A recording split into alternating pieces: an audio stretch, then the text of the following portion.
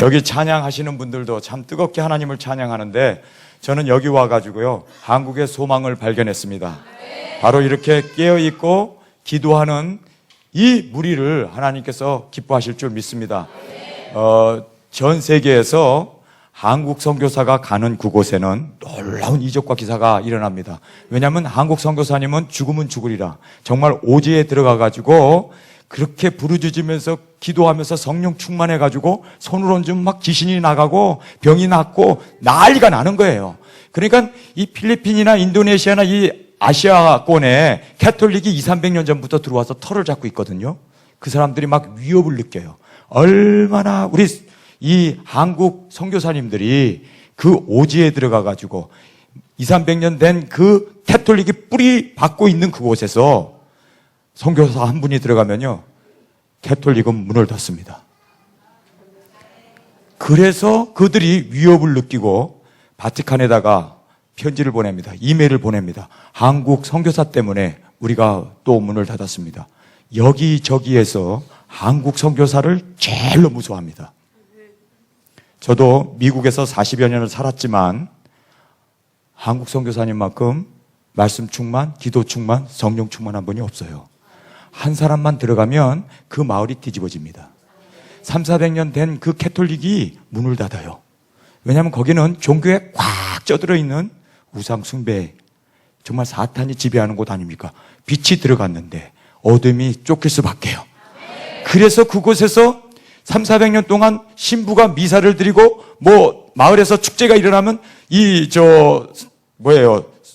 신부가 거기에 유명 인사로 나와가지고 연설도 하고 미사도 하고 그랬던 그곳이 이제는 목사님이 오셔서 한국 선교사님이 모든 행사를 주도하면서 사람들에게 복음을 심기고 진리가 심어지고 교회가 세워지는 위대한 사역을 하나님께서 한국 선교사님을 통해서 행하시고 계십니다.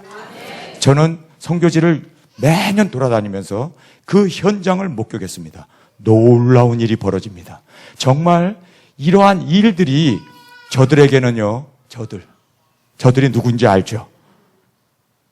그들은 엄청 두려워합니다. 그래서 그들이 모여서 회의를 했습니다. 어떻게 이 선교사들이 오면은 캐톨릭은 문을 닫는데 우리는 이제 사람들이 다 굴로 가버리고 교회로 가버리고 이 성당은 문을 닫게 되는데 어떻게 해야 되는가? 그래서요 그들이 궁리해가지고 생긴 그들의 계획이 WCC였습니다. 대한민국에서 WCC를 하게 되면 캐톨릭과 일치운동을 버리는 운동을 벌이면 선교사가 가가지고 자기네들과 하나가 되어서 교회를 성당을 닫지 않게 하고 같이 종교 일치운동을 필 것이 아닌가. 그래서 한국에서 그 일을 한 겁니다. 마귀가 한 겁니다. 여러분이 아직도 WCC 교회 다닌다면 여러분의 헌금이 캐톨릭과 일치운동에 드려지는 겁니다. 우상숭배에 드려지는 겁니다. 무서워할 줄 알아야 돼요. 헌금 내고 망하렵니까? 헌금 내고 망하려냐고. 아나니아 삽비라처럼 나오세요! 그 더러운 교회에서 정말 기도하고 말씀으로 주님 앞에서 교회를 세우고 그 선교 운동을 전 세계 한국 선교사를 가장 무서워하는 그곳에 있는 선교사들을 도와야지. 일치운동을 하자고, 마귀와 하나가 되자고. 더러운 사탄아 예수 이름으로 명하노니 물러갈지어다. 제가 목숨 걸고 한국에 나왔습니다. 이런 얘기하면 당장 통합 측에서 저 죽이려고 할 거예요. 죽여! 천국 가면 되지. 예?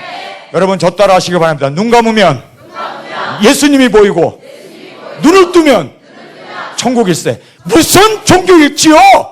예? 마귀와 하나님을 겸하여 섬길 수 있습니까?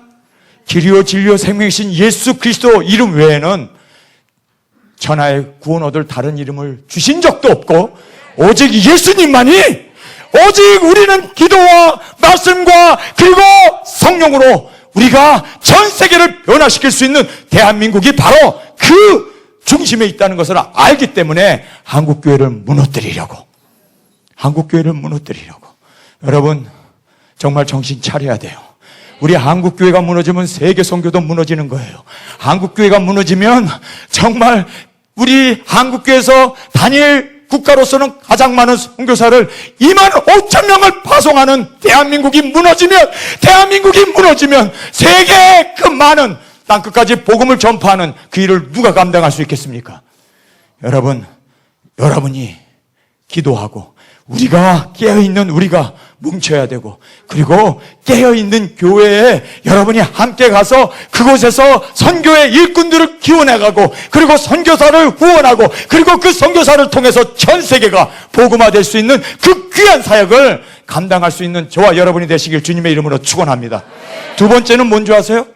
동성연애를 통해 가지고, 여러분, 대한민국이 왜 서울 한복판에서 오늘 11시에 그 대축제가, 우리는 하나님 앞에 예배드리는데 그 동성연애 축제가 이곳에서 벌어지지 않았습니까? 우리가 기도로 막았어야 돼요.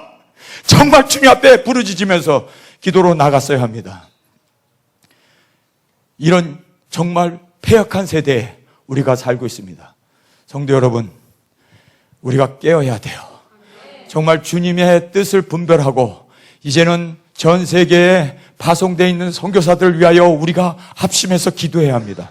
그리고 기도할 뿐만 아니라 그들을 후원해야 합니다. 그리고 또한 기도한 우리가 또한 능력받고 우리도 선교일에 참여하여서 주님의 나라가 이 땅에 이루어지기를 간절히 원합니다.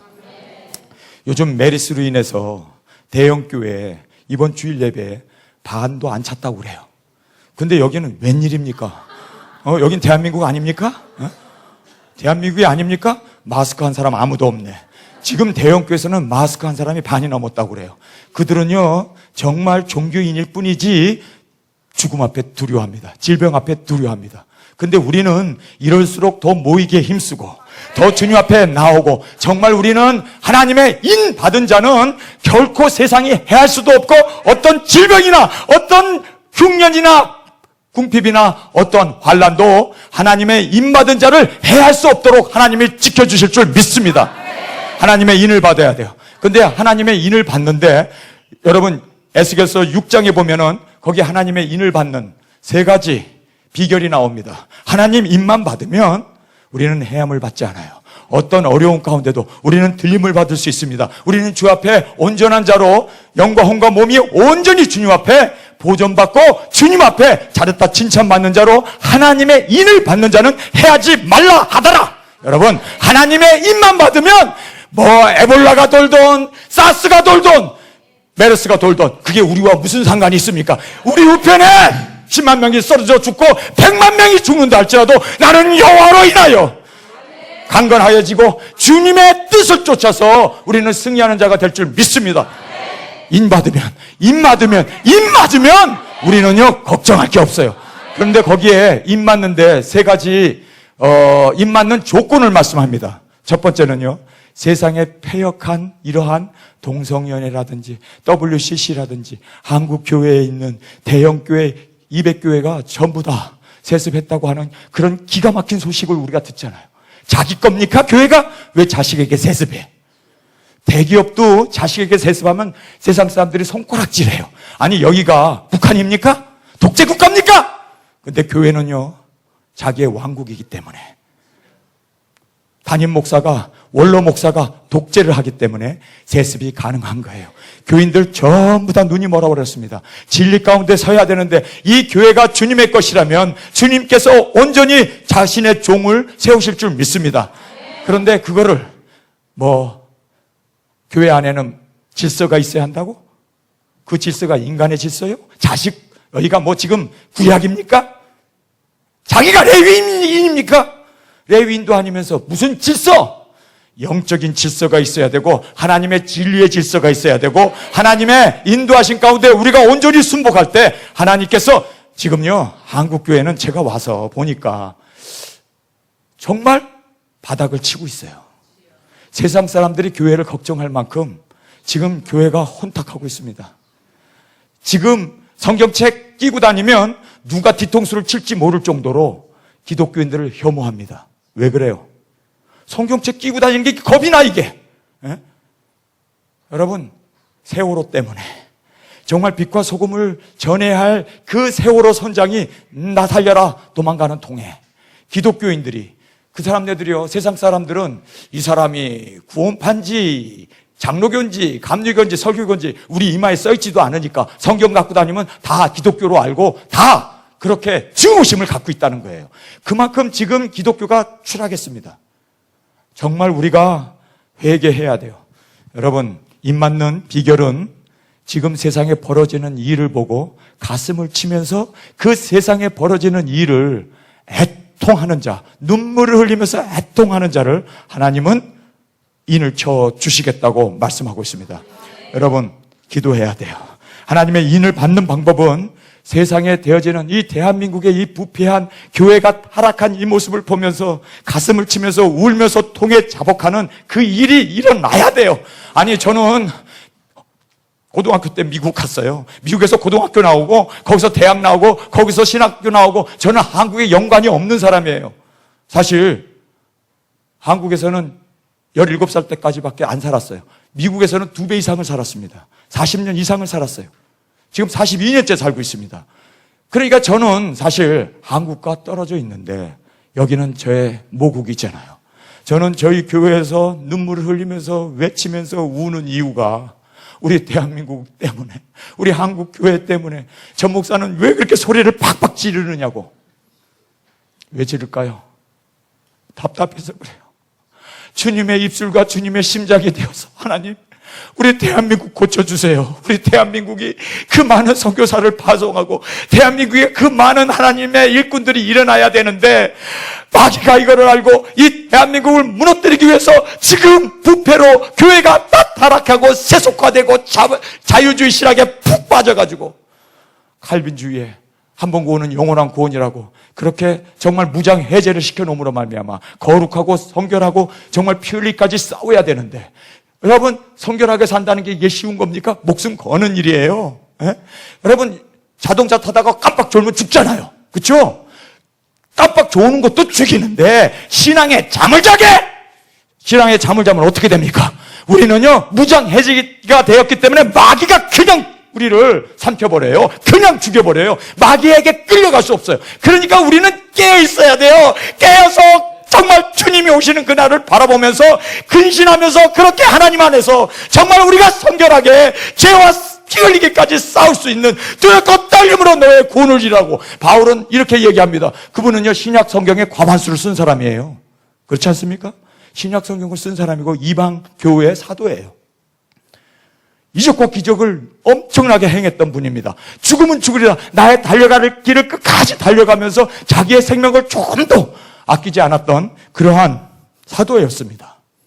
그런데 그가 성경을 썼고 이방 교회를 세우고 능력의 종이었음에도 불구하고 뭐라고 얘기합니까? 복음을 전파한 후에 내가 버림을 받을까 두렵다고 그래요. 아니, 바울이 두렵다고 그러는데 우리는 두려워할 게 없다고. 아니, 이게 말이나 됩니까? 그래 놓니 면죄부보다 더 못한 거예요. 면죄부는요, 죄를 사하기 위해서 돈이나 내지 헌금이나 하지, 이거는요, 헌금도 없이 예수 그리스도의 보혈로 우리는 구원받았으니까 더 이상 걱정할 거 없다. 여러분, 세마포를 예수 그리스도의 이름으로 우리에게 주셨는데 그 세마포를 지켜나가는 거는요, 우리의 올바른 행실입니다. 성경은 그걸 이야기하고 있어요. 그런데 멋대로 살면서 한 번 구원은 영원한 구원이라고. 여러분, 구원받지 못했기 때문에 그런 소리 하는 거예요. 정말 구원받은 바울은 그 구원이 너무너무 귀하고 너무너무 중요하기 때문에 그 올바른 행실, 주님께서 나를 거룩하게 하시고 의롭게 하신 그 은혜로 구원받은 그 생명을 지켜나가기 위해서 외줄타기를 했다고 그래요. 외줄타기. 예? 한 발만 옆으로 뒤져도 떨어질 수밖에 없기 때문에 그 구원을 끝까지, 여러분, 내가 이미 얻은 것도 아니요, 내가 이미 잡힌 것도 아니요, 붙잡힌 바 된 그것을 잡으려고 끝까지 쫓아간다고 그래요. 쫓아간다는 그 말이 무엇을 얘기합니까? 퍼스윙. 정말 우리에게는요, 그렇게 주님 앞에서 우리의 노력과 기도와 거룩하게 살기 위해서. 자, 생각해 보세요. 요거 내가 하나 훔치면 지옥 간다. 그러면 이거 하나 훔치는 거와 내 영생을 바꾸는 거예요. 그러면 이거 훔치고 싶겠어요? 지옥 가는데. 안 훔치죠. 그런데 마치 나는 이미 구원 받았어. 이런 거 훔쳐도 괜찮아. 술 한 잔 마셔도 돼. 여러분, 마셨어요? 안 마셨어요? 내가 술 한 잔 마시면 정말 술 취하지 말라. 한국말에는 취하지 말라고 돼 있으니까 안 취하면 돼. 안 취하면 돼. 성경을 잘 보세요. Do not drink로 돼 있습니다. 먹지 말라고 돼. 한국 성경은 누가 아마 술 좋아하는 사람이 번역해놨는지 사탄아 물러가라. 여러분 마시지 말라. 입에 한 방울도 넣지 말라는 뜻이요. Do not drink로 돼 있다니까. 그런데 원어에도 그렇게 돼 있는데 취하지 말라 그러니까 먹고 안 취하면 이거는 괜찮지 않냐? 여러분 그따위 소리 하지 마세요. 내 영혼을 요거 한 잔 마심으로 말미암아 지옥 간다 그러면 술 마실 사람 아무도 없을걸요? 근데 사람들이 교회 다니면서 술 마시잖아요. 동창마다도 마시고 등산 갔다 와서도 마시고 옆 동네 사람들은 한 잔 하지. 뭐 약주래 약주. 이게 약주요 이게? 약이요 이게? 와 이래놓으니 술을 자꾸만 마시는 거예요. 생각해 보세요. 내가 요거 한 잔 마시면 지옥 간다. 마실 사람 아무도 없어요. 그만큼 우리가 죄에 대해서 우습게 여기니까 죄에 우습게 빠지는 거예요. 네?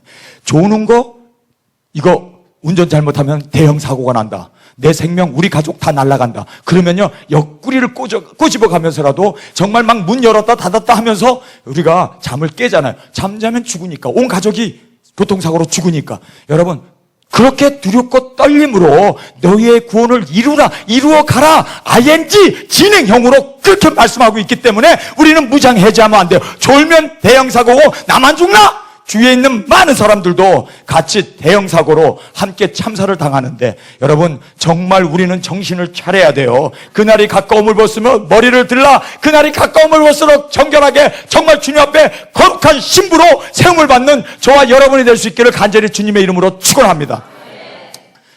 오늘 우리 김 목사님이 저를 소개하는데 제가 조금 두려웠어요. 왜 두려웠는지 아세요? 조금 목사님이 목도 신데다가 또 제 이름을 빨리 얘기하면요 전효성 이렇게 얘기해야 되는데 빨리 얘기하면 저 녀석이 돼버려요. 저 녀석. 그래가지고 그리고 또 단에 올라가기 전에 한바탕 저 녀석 욕먹나 보다 그러고 긴장을 딱 했는데 그래도 목사님이 전효성 제대로 발음을 딱 하시더라고요. 제 이름은 제 할아버님이 목사님이세요. 아침에 새벽 기도를 가는데 새벽 4시에 동편에서 그 금성이 빛을 너무너무 지금부터 59년 전에 그때는 공해가 없었어요. 예. 그때는 정말 미세먼지도 없었어요. 그러니 얼마나 찬란하게 빛을 비쳤겠어요. 그래서 가시면서 저희 할아버님이 이렇게 하나님 앞에 서원했대요. 서원 자세 잘해야 돼요. 잘못했다가는 저처럼 돼요.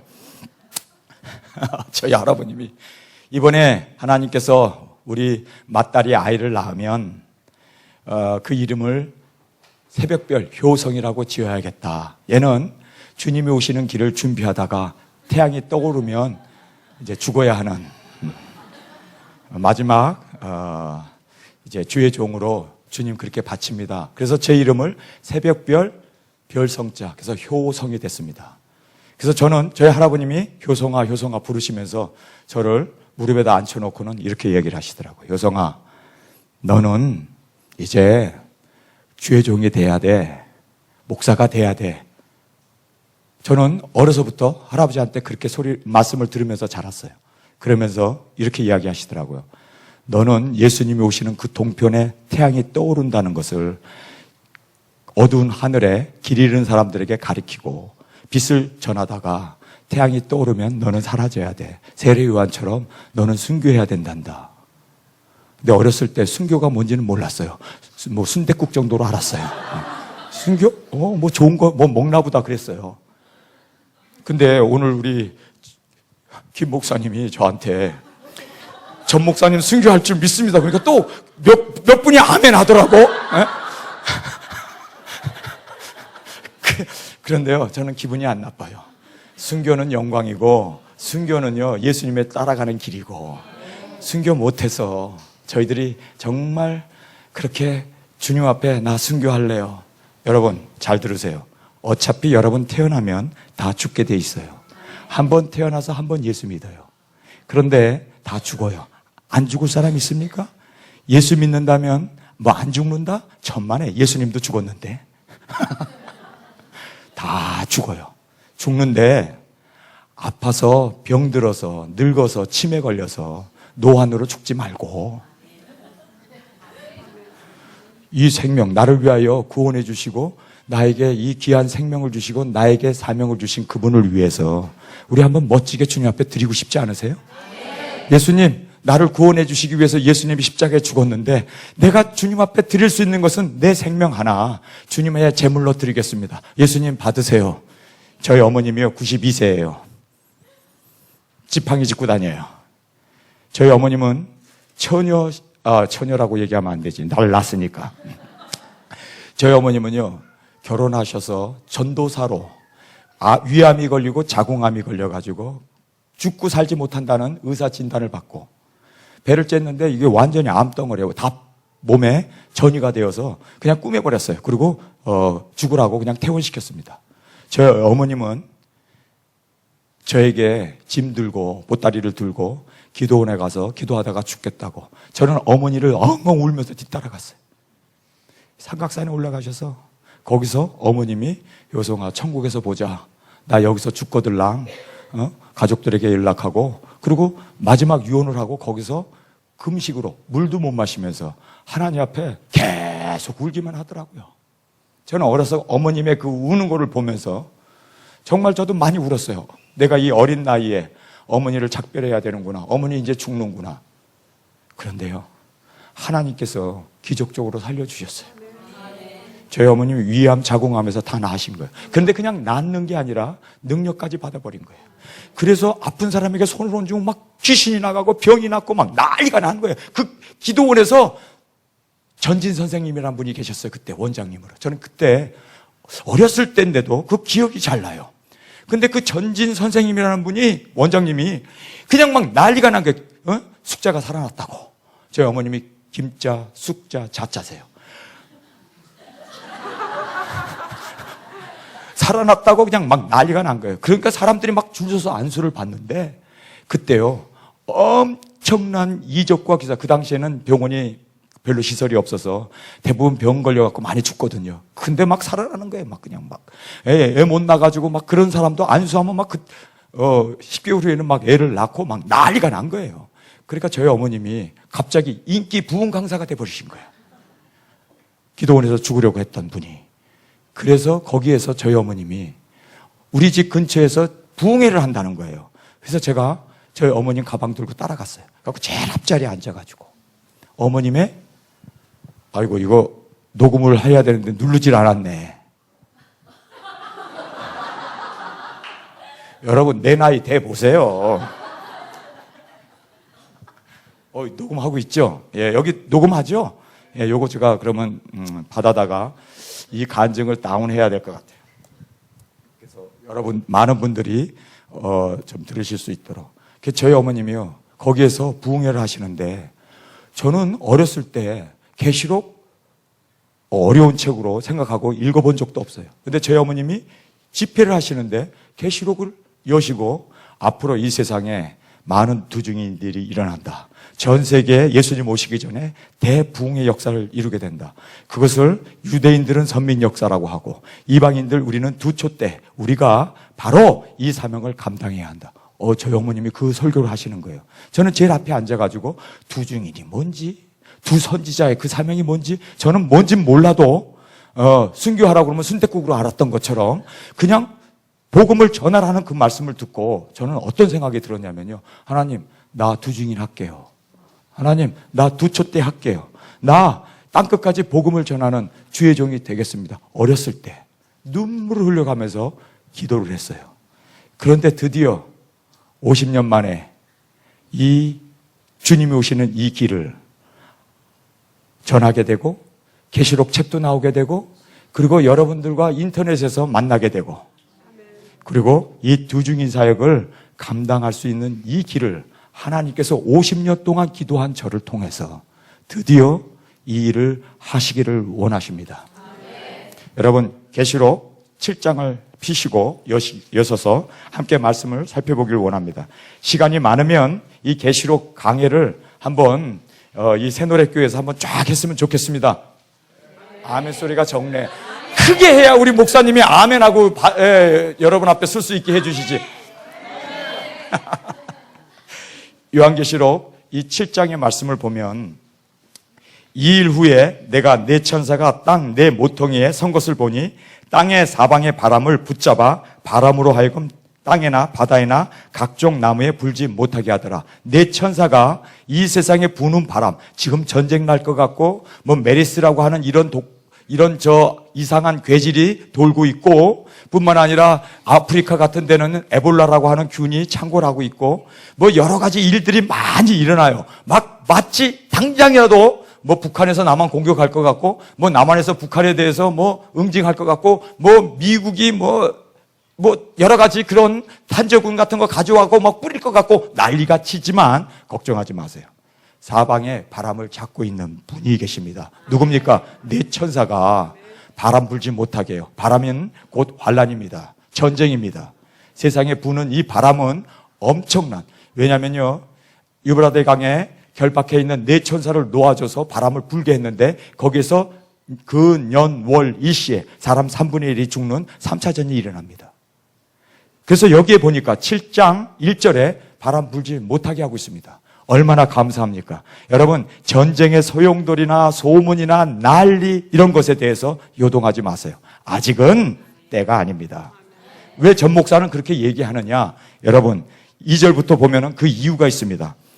또 봄에 다른 천사가 살아계신 하나님의 인을 가지고 해 돋는 데로부터 올라와서 땅과 바다를 해롭게 할 권세를 얻은 네 천사를 향하여 큰 소리로 외쳐 가로되 우리가 우리 하나님의 종들의 이마에 인치기까지 땅이나 바다나 나무나 해하지 말라 하더라. 여기 사람들의 이마에 인을 쳐요. 하나님의 인을 칩니다. 이제 환란이, 이제 네 천사가 바람 주머니를 불지 못하게 붙잡고 있는데 그 바람 주머니를 놓는 순간에 세상에 대환란이 일어납니다.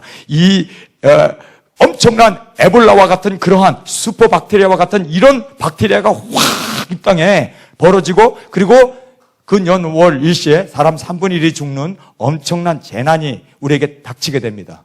그런데 하나님의 인 받기 전까지는 하나님께서 바람이 불지 못하도록 고요함과 평안함을 주십니다. 지금 우리가 살고 있는 이 시대가 바로 그 시대입니다. 왠지 아세요? 이스라엘, 이 유대인들이 14만 4천이 인을 받아야 합니다. 그런데요, 작년 말에 이스라엘에 있는 그 종교청에서 발표를 했습니다. 우리 이스라엘 사람 안에 유대인들 중에 지금 예수님을 믿고 돌아온 사람이 지난 1900년 동안 예수 믿고 돌아온 사람들보다 기독교인들이, 그것을 메시아닉 주라고 그래요. 예수님을 믿는 유대인들입니다. 10만 명이 생겨났습니다. 지난 1900년 동안, 1900년이에요. 예수 믿는 사람들보다 지난 10년 동안 예수 믿고 돌아온 사람이 더 많답니다. 유대인들은 예수님을 믿지 않습니다. 그것은요, 유대인들은 유대주의에 빠져 있어갖고 예수를 믿으면 죽이고 박해합니다. 엄청난 핍박을 받아야 돼요. 그럼에도 불구하고 지금 유대인들이 돌아오고 있습니다. 여러분, 머지않아서 14만 4천 이 입맞는 자의 수가 차게 되면 이 땅에 재앙이 쏟아집니다. 지금 유대인들이 입맞고 있기 때문에 이 이스라엘 사람들이 입맞는 14만 4천의 인을 맞게 되면 그 다음부터는 이 세상의 재앙입니다. 3절을 제가 여러분에게 읽어드리겠습니다. 가로되 우리가 우리 하나님의 종들의 이마에 인치기까지 땅이나 바다나 나무나 해하지 말라 하더라. 4절에 내가 입맞은 자의 수를 들으니 이스라엘 자손의 각 지파 중에 입맞은 자들이 얼마요? 14만 4천이니라. 성경을 자세히 보면요, 문자적으로 해석해야 돼요. 역사적으로 해석해야 돼요. 그리고 또 순차적으로 해석을 해야 합니다. 이 대목을 보면서 14만 4천, 이 뭐라고 그럴까요? 뭡니까? 그 가짜들, 이 신천지라든지 이단들이 얼마나 울어먹었는지 몰라요. 14만 4천을 자기네들이라고 그러잖아요. 몇 자리 안 남았으니까 빨리 들어오라고 막 꼬들기잖아요. 여러분, 성경을 보세요. 성경에 보면 이스라엘의 입맞은 자가 14만 4천이라고 말합니다. 그리고 나서 이것이 또 혼돈이 될까봐, 이 이단들이 울어먹을까봐, 신천지가 울어먹을까봐, 여호와 증인들이 울어먹을까봐, 여러분, 안식교가 울어먹을까봐, 안식교에도 처음에는 14만 4천 인친다고 그랬는데 지금 14만 4천이 넘어버렸어요. 지금 몇백만 명이 되거든요. 그러니까 14만 4천을 쑥 들어가 버렸어. 처음에는 14만 4천 인받으라고 얼마나 전도하고 다녔는지 몰라요. 여러분, 얼마나 울어먹었는지 몰라, 이거를요. 지금도 울어먹고 있잖아요. 근데 성경이 이렇게 울어먹을까봐 더 구체적으로 성경은 5절부터 보세요. 유다 지파 중에 입맞은 자가 1만 2천이요. 루벤 지파 중에 1만 2천이요. 갓 지파 중에 1만. 12지파 이름을 하나하나 얘기하면서 절대로 이방인이 아니다라는 거예요. 네? 그런데 이스라엘이 2000년 가까이 유리방황하면서 나라 없이 떠돌아다니면서 자기가 무슨 지파인지 다 잊어먹었어요. 족보도 없어요. 그런데 이스라엘이 독립하고 이제 이스라엘 백성들이 돌아오면서 요즘 과학이 발달했잖아요. DNA를 통해서 조사를 해보니까 이제 여기 성경에 나와 있는 지파가 다 12지파가 다 모였어요. 그런데 단지파 하나는 여전히 없습니다. 이스라엘 안에 나는 단지파라고 하는 사람은 없습니다. 왠지 아세요? 이미 예언되어 있는 대로 여기에 12지파 중에 단지파가 있습니까? 없습니까? 없어요. 문자적으로 그대로 들어맞았습니다. 하나님의 말씀은 이렇게 확실하게 이루어지고 있음을 우리는 보게 됩니다. 이 단지파가 빠지고 그 대신 누가 들어갔는지 아세요? 므낫세 지파가 요셉의 아들이 그 안에 들어가고 12지파가 되었습니다. 그러면서 성경은 우리에게 그 입맞은 자가 14만 4천이라고 문자적으로 이야기하고 있습니다. 절대 이방인이 아니었습니다. 그러면 이방인들은 어디 있어? 이방인들은 14만 4천이 이 사람들이 들림받는 자들인데, 이 들림받는데 그럼 이방인들은 들림 안 받습니까? 궁금할 거 아니에요. 그래서 성경은요, 너무너무 자세히 우리에게 그 유대인들은 14만 4천이 들림을 받는 숫자이고, 그리고 이방인들은 들림받는 사람들이 도대체 얼마나 되는가를 우리에게 말씀해 주고 있습니다. 그 말씀이 9절에 나와 있네요. 2일 후에 이렇게 얘기합니다. 2일 후는 14만 4천 유대인들이 인을 받은 후에, 이 계시록 안에서 2일 후에라고 이렇게 순차적으로 돼 있어요. 이스라엘 사람들이 인이 다 차게 되면 그 다음에는 이제 이방인인 우리가 하나님의 인을 받고 이제 하나님의 들림을 받는 들림 성도가 될 수 있습니다. 여러분, 에녹처럼 엘리야처럼 우리가 하나님의 구름으로 끌려서 공중에서 주님을 보는 그 놀라운 축복이 우리에게 보장되어 있는 것을 우리는 믿습니다. 자, 여기에 9절입니다. 2일 후에 내가 보니 각 나라와 족속과 백성과 방언에서 아무라도 능히 셀 수 없는 큰 무리가 흰옷을 입고 손에 종려가지를 들고 보좌 앞과 어린 양 앞에 서서 큰 소리로 외쳐 가로되 구원하심이 보좌에 앉으신 우리 하나님과 어린 양에게 있도다. 여러분, 여기에 각 민족들, 각 족속들, 각 방언들, 모든 이방인들 여기에 명시되어 있습니다. 그런데 이 사람들의 숫자를 셀 수 있었습니까? 못 썼습니까? 능히 사람은 셀 수 없었다고 얘기합니다. 14만 4천은 셀 수 있었어요. 그러나 이방인들의 수는 셀 수 없었습니다. 두 사람이 매를 갈매 하나는 데려가고 하나는 버려둠을 당하고, 어떤 사람은 들림받는 숫자가 적을 거다라고 얘기하는데 성경에 보면요, 분명하게 들림받는 숫자는 예수님도 두 사람 중에 하나였습니다. 지붕에서 두 사람이 기도하는데 하나는 데려가고 하나는 버려뒀습니다. 두 사람이 쟁기를 가는데 하나는 데려가고 하나는 버려뒀습니다. 여러분, 그 예수님이 말씀하신 걸 보면은 아침에 맷돌을, 두 여자가 맷돌을 간다는 건 아침 식사를 얘기해요. 그리고 낮에 밭을 간다는 것은 한 낮을 얘기합니다. 그리고 두 사람이 지붕에 올라갔다는 얘기는 밤이 됐습니다. 그리고 두 남자가 누워서 잠을 잔다고 그러잖아요. 한밤중입니다. 그런데 지구가 둥글다는 것을 예수님은 이미 알고 계셨어요. 시간차가 일어난 것을 알고 있었어요. 한 군데서 들림받는데 다른 곳은 밤이고 다른 곳은 새벽이고 다른 곳은 저녁인 것을 주님께서 동시에 쫙 올라가게 됩니다. 그런데 그래서 예수님께서 비유를 그렇게 말씀하신 거예요. 동시에 일어나는 사건입니다. 그리고 반이었습니다. 그러니까 여러분, 반이라고 그러니까 우리 기독교인 중에 반 이렇게 생각하지 말고 깨어있는 사람 중에 반. 깨어있는 사람 중에 반. 왜냐면요, 깨어있지 아니하면 졸며 자는 사람들은 예수님을 맞이할 수 없었던 것을 보게 됩니다. 그래서 깨어있는 사람들 중에 반이 들림을 받았는데 그 수가 능히 사람이 셀 수 없었다라고 말씀하고 있습니다. 자, 11절을 보겠습니다. 장로 중에 하나가 응답하여 내게 이르되 이 흰옷을 입은 자들이 누구며 어디서 왔느냐.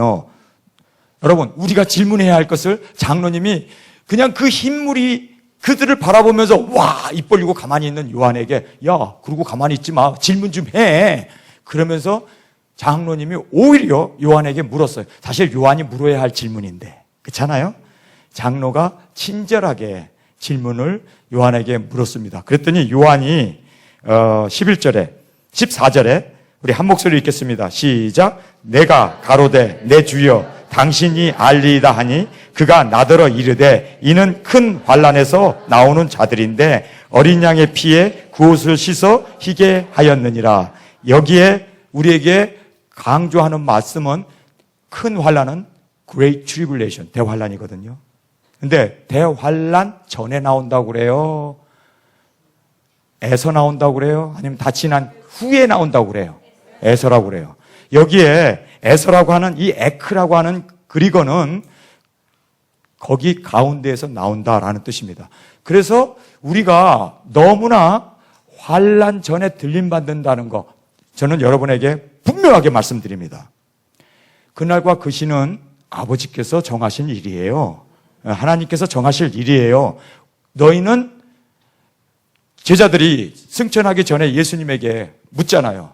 아버지요, 이스라엘을 회복하면 언제입니까? 예수님, 언제입니까? 하고 묻잖아요. 그랬더니 예수님이 너희의 알 바가 아니요. 알 바가 아니래요. 그러면서 너희는 권능을 받고 성령을 받고 권능을 받고 예루살렘과 유다와 사마리아와 땅끝까지 이르러 내 증인이 되라고 그래요. 증인 사역에 우리가 초점을 맞추면, 복음 전하는데 초점을 맞추면 들림은 보장이요. 그런데 시간에 자꾸 초점을 맞추니까 너무나 많은 양치기 소년들이 나온 거예요. 우리의 관심은 시기 언제냐 이거에 관심이 아니라 어떻게 하면 내 이름이 생명록에 기록되어 있고 내 선행록에 정말 많은 영혼들을 주 앞으로 인도해서 인정을 받느냐. 인정받으면 여러분 생각해 보세요. 시험 공부를 다 해놓은 사람, 그런 사람은 오늘 시험 봐도 문제가 없고 내일 시험 봐도 문제가 없고 일주일 후에 시험 봐도 시험 공부를 다 해놨으니까. 그런데 시험 공부가 안 된 사람은 어떻게 합니까? 이게 벼락치기 공부를 해야 되니까 시기에 관점을 갖는 거예요. 여러분, 시기는 너희의 상관할 바가 아니요. 아멘? 아멘 해야 돼요. 우리의 상관할 바가 아니요. 그러나 예수님께서, 하나님께서 알아서 할 일이고 우리는 우리에게 맡겨주신 그 선교 사명, 복음을 전하고 생명을 전하고 기도하고 모여서 정말 우리가 함께 주님의 뜻을 펴나가는 그것이 우리에게 있어서는 뭡니까? 초점이 되어야 한다는 것입니다. 저는 여기서 환난 가운데 나온다, 환난 전에 나온다, 환난 끝에 나온다, 그거는요 사실 우리의 소관이 아니에요. 거기엔 너무 환난 전이냐 중간이냐 끝이냐, 이거는 왜냐하면 시험 공부하려니까 이게 좀 잘 생각해 보세요. 서울대학 가겠다고 생각한 사람, 나는 서울대학 갈 거야, 머리를 동이고 그리고 서울대학 가려고 그렇게 입시 준비를 한 사람은 서울대학 떨어져도 지방대학은 가요. 그렇지 않아요? 그런데 나는 지방대학 가고 말 거야, 그리고 날라리 피면서 놀던 사람은 지방대학도 가요 못 가요? 여러분, 우리가 정말 관심을 가져야 할 것은, 저는 그래요. 예수님 언제 예수님 오는 거 저는 너희가 상관할 바가 아니라고 해서 저는 관심이 없습니다. 그러나 주님이 내게 맡겨주신 사명 감당하겠습니다. 주님, 만약에 환난 전에 들림이 있다 하더라도 나 들림 안 받겠습니다. 왜냐하면 6째 나팔 불고 나서 그 42달 동안 3년 반 동안 이 세상의 대추수, 대영적인 각성이 일어나요. 3차전으로 인해서 사람 3분의 1이 죽고 나가지고 하나님께서 그 세상에 뭐라고 그럴까요? 그 잡초들을 다 뒤집어 엎어버렸어요. 생각해 보세요. 세 사람 중에 하나가 죽었으니 사람들이 정말 3차전이 일어났네. 사람이 죽었네. 정말 예수님이 오겠네. 재림에 대한 신앙들이 막 관심이 막 생기면서 예수님이 오시는 거 아니야? 들림이 있는 거 아니야? 정말 이제 이 땅의 끝이 아니야? 정말 종말이네. 사람이 죽네. 핵이 터졌네. 그러면 사람들이 어떻게 될까요? 다 하나님 앞에 관심을 가지고 그때 두중인 역사가 일어나요. 하나님, 나 주님 들림 받는 것보다도 나 이 땅에 그냥 남겨놓으세요. 나 그때 두중인 역사 할래요. 정말 두중인 역사 하다가 순교하겠습니다. 순교하면 왕권인데 왕권 받겠습니다. 주님, 나 그냥 이 땅에 두셔서 두중인 역사 하게 해주세요. 영혼 구원해내게 해주세요. 그들을 위해서 죽게 해주세요. 정말 하늘에서 불이 내리고 우리를 헤아려고 하는 자가 우리 입에서 불이 나고 원수를 소멸하는 그 일을 감당할 수 있도록 그 많은 영혼들을 주 앞으로 귀일시키는 그 일을 하기를 원합니다. 주님, 나 들림보다도 그 사명 감당하기를 원해요. 이렇게 죽고자 하는 사람은 예수님이 너무너무 마음이 흡족해서 아니야, 너 올라와. 죽고자 하는 자는 살아요. 그러나 살고자, 나는 신부야. 나는 그냥 어디 외출도 하면 안 돼. 신부는 집에 박혀갖고 그저 그냥 땀이나 닦고 거울이나 쳐다보면서 이런 사람은요, 미꾸러져. 못 올라가요. 죽고자 하는 자가 되시길 주님의 이름으로 축원합니다. 정말 한 번 살더라도 한 번 예수님을 믿는데 우리 다 죽잖아요. 주님을 위해서 죽으면 죽으리라 피를 흘리겠다는 순교 각오로 나가게 되면 순교하면 왕권이고, 그렇게 순교하고 복음을 전하려고 그렇게 하나님 앞에 부르짖으면서 나아가는 그 사람을 하나님은 너무 어여삐 봐가지고, 야, 너 정말 내 신부 맞네. 그래서 주님께서 우리를 환난 전에나 환난 가운데든지 주님의 뜻대로 우리를 데려갈 줄 믿습니다. 여러분, 정말 중요한 거는요, 죽으면 죽으리다의 신앙이에요. 죽고자 하면 산다고 그랬죠. 살고자 하면 어떻게 됩니까? 죽는다고 말씀하고 있습니다. 그래서 누구든지 나를 따르려거든 날마다 자기 자신을 부인하고 십자가를 지고 따라오는 자가 내게 합당하다고 주님이 말씀하셨습니다. 합당한 자가 뭡니까? 주님이 인정해 주시고 구원해 주시고 인쳐 주시고 보호해 주시고 끝까지 우리를 책임져 주실 줄 믿습니다. 자, 우리 계속해서 14절 말씀 읽겠습니다. 내가 가로되 내 주여 당신이 알리다 하니 그가 나더러 이르되 이는 큰 환난에서 나오는 자들인데 어린 양의 피에 그 옷을 씻어 희게 하였느니라. 어린 양의 피에 그 옷을 씻어 희게 했다는 이 말씀은 한 번 그냥 씻은 게 아니에요.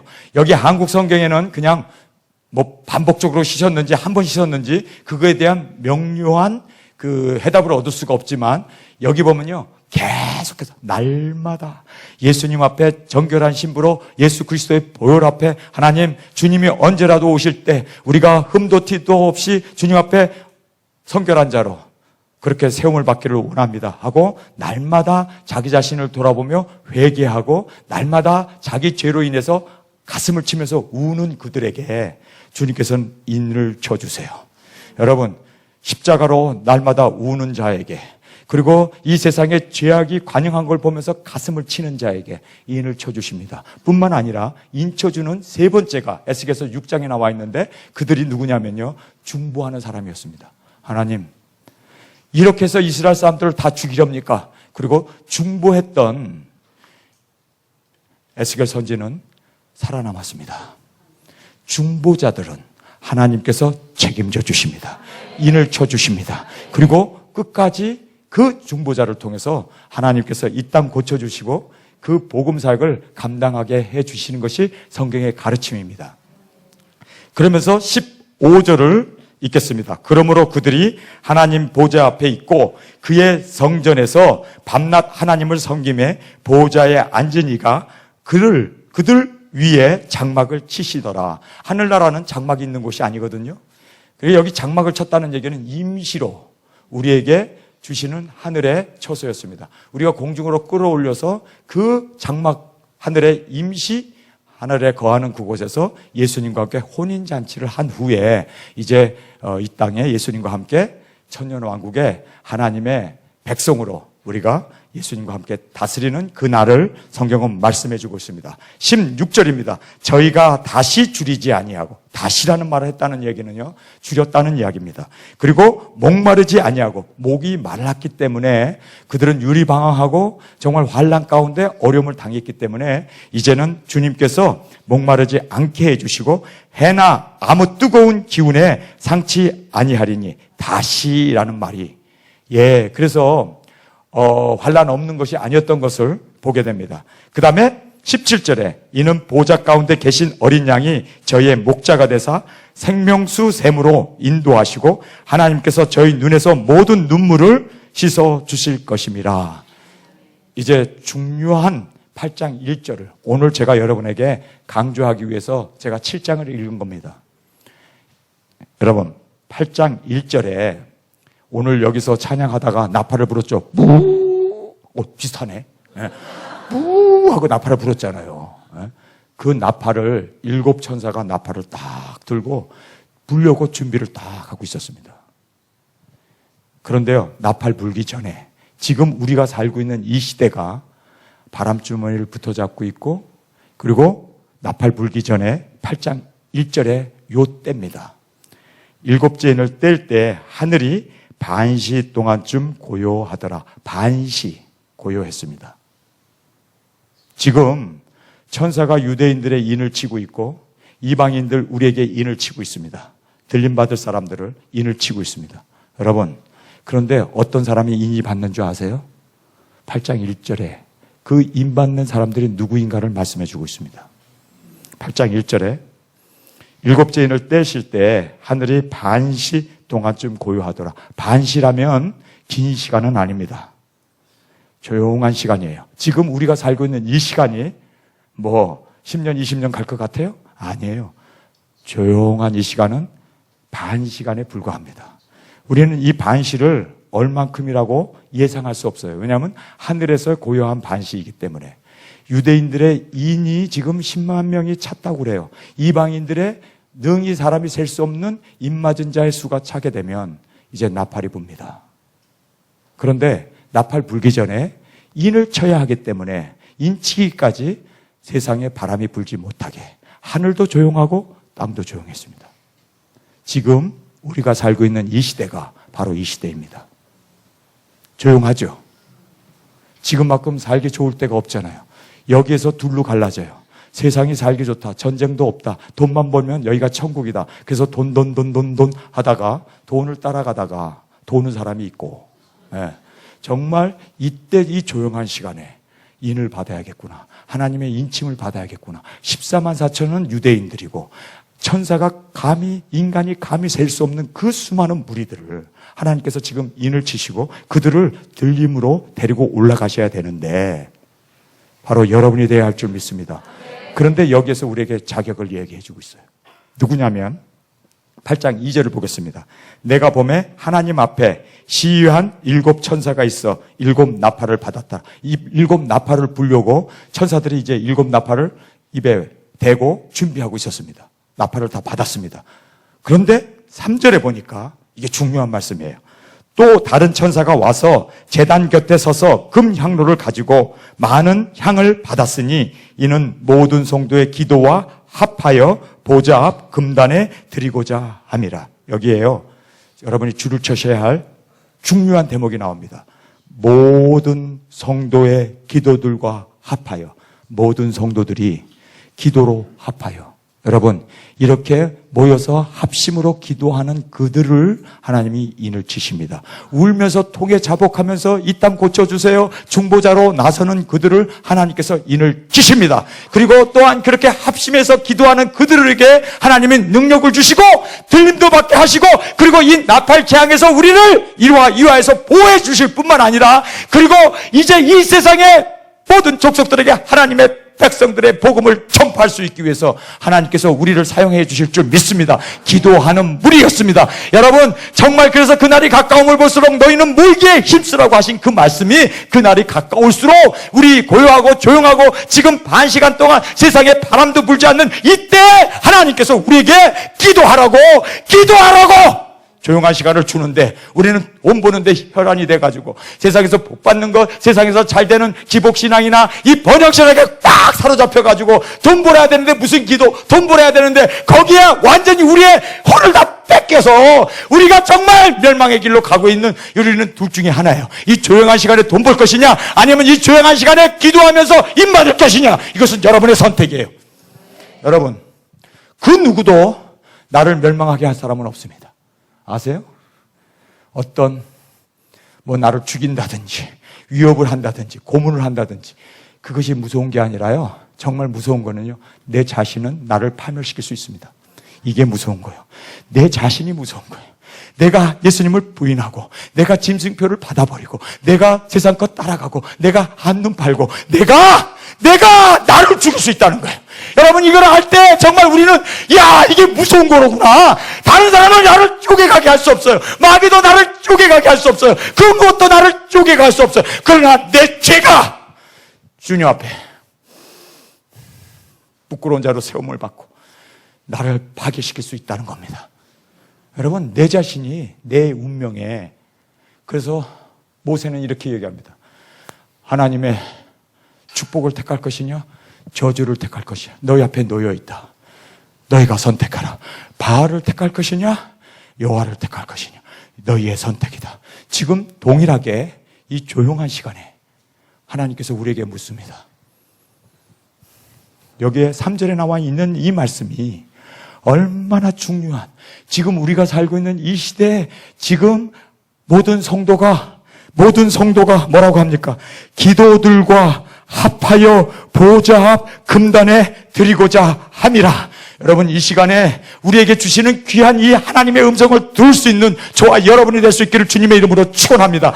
이 시간에 우리가 엎드려져서 기도하고 이 땅 고쳐주세요. 하나님, 이 세상에 죄악이 관영한 것을 보면서 우리가 하나님 앞에 가슴을 치면서 통해 자복하고 또 내 죄를 보면서 내가 이렇게 살면 안 되는데, 이렇게 살면 하나님과 원수의 삶이 될 수 있는데 내가 이제 세상 것 쫓아가면 멸망이다. 얼마 이제 상 남지 않았잖아요. 얼마 안 남았어요. 반 시간밖에 안 남았어요. 지금 성경에서는요, 이 사방에 부는 바람을 잠시 동안 이스라엘 사람들 14만 4천 인 받고 이제 그 사람이 능히 셀 수 없는 이방인들의 인이 쳐지게 되면 이 땅은 나팔 재앙이 떨어져요. 나팔 재앙이 떨어집니다. 재앙 떨어지기 전에 하나님께서 우리 사랑하는 자들에게 기도의 기회를 주셨습니다. 이 기도를 여러분이 놓쳐버리면 인도함을 못 받아요. 놓쳐버리면 나팔 재앙에 떨어져요. 놓쳐버리면 여러분 능력받고 두증인 역사도 못하고 들림도 못 받고 여러분을 죽이는 것은 여러분 자신입니다. 여러분 자신밖에 나를 죽일 수 있는 사람은 없어요. 에? 누가 나를 죽일 수 있습니까? 죽음은 숨겨고 마귀가 나를 해한다 할지라도 내가 끝까지 주님과 함께 승리하고 이기고 나가면, 그런데 내가 나를 파멸시킬 수 있다는 이거야말로 여러분이 여러분의 인생에 대해서 스스로 책임을 져야 돼요. 어떻게 하시렵니까? 모여서 기도하실래요? 성도들이요, 나 골반 기도하면 되지. 요즘은 공중의 권세 잡은 이 마귀가 자기 때가 얼마 남지 않아서 땅으로 내려왔어요. 그래서 성도들을 바쁘게 만들어버리고 기도하지 못하게 만들어버리고 우리의 마음을 막 뒤숭숭. 옛날에는요, 기도하면요, 기도줄이 쫙 잡혔어요. 산기도 하면은 정말 놀라운 성령님의 역사가 있었습니다. 근데 요즘은 어떤 시대가 되었는지 그렇게 울부짖으면서 기도하는데도 맹하게, 왜 이렇게 시끄럽게 소리만 질러, 이러면서요, 사람들이 들으려고 하지 않아요. 옛날에는요, 나팔 불면요, 춤을 추고 곡을 하면요, 울었어요. 근데 지금 곡을 해도 울지 않아요. 사람들이 마음이 다 강팍해져 버렸어요. 지금 우리가 그런 시대에 삽니다. 그래서 마지막 기도, 이 기회를 우리에게 주신 거예요. 여러분이 이 기도를 어떻게 하느냐에 의해서 인도받고 능력도 받고 인도함도 받고 두증인도 되고 들림도 받아요. 이게 황금 기도의 시간입니다. 근데 길지 않아요. 여러분, 반 시간이래요. 반 시간이 6개월이 될 수도 있고 1년이 될 수도, 우리는 몰라요. 그 반 시간이 얼마인지 몰라요. 반 시간이라는 얘기는 그렇게 길지 않다는 이야기입니다. 성도 여러분, 오늘 이 자리에 오시기 잘하셨습니다. 여러분, 기도를 해야 능력 받아요. 기도를 해야 인도함을 받습니다. 기도를 해야 예수님께서 밭이 휘어져 추수하게 되었으니 너희는 일꾼을 보내달라 아버지에게 기도하라고 그러죠. 근데 기도했던 제자들이 사실 일꾼으로 나갔습니다. 기도하는 사람들이 두 증인이 돼요. 기도하는 사람들이 땅끝까지 복음을 전파하고 들림도 받는 그 영광의 자리에 들어가게 됩니다. 지금입니다.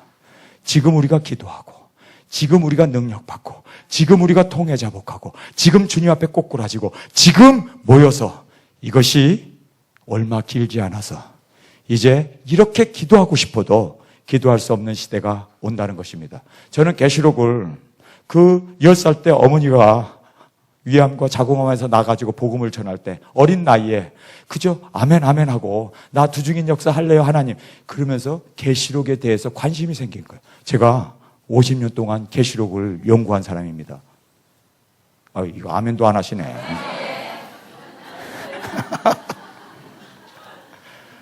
때가 됐어요. 하나님께서 때가 되어서 저처럼 정말 작은 교회 감추어졌던 저를 하나님께서 3년 전부터 저를 하나님께서 들어쓰시기 시작했습니다.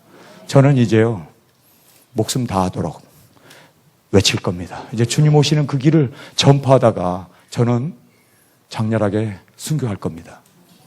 어느 날 전효성 목사 인터넷에 설교 안 올라오면 갈 대로 갔구나 그렇게 생각하세요.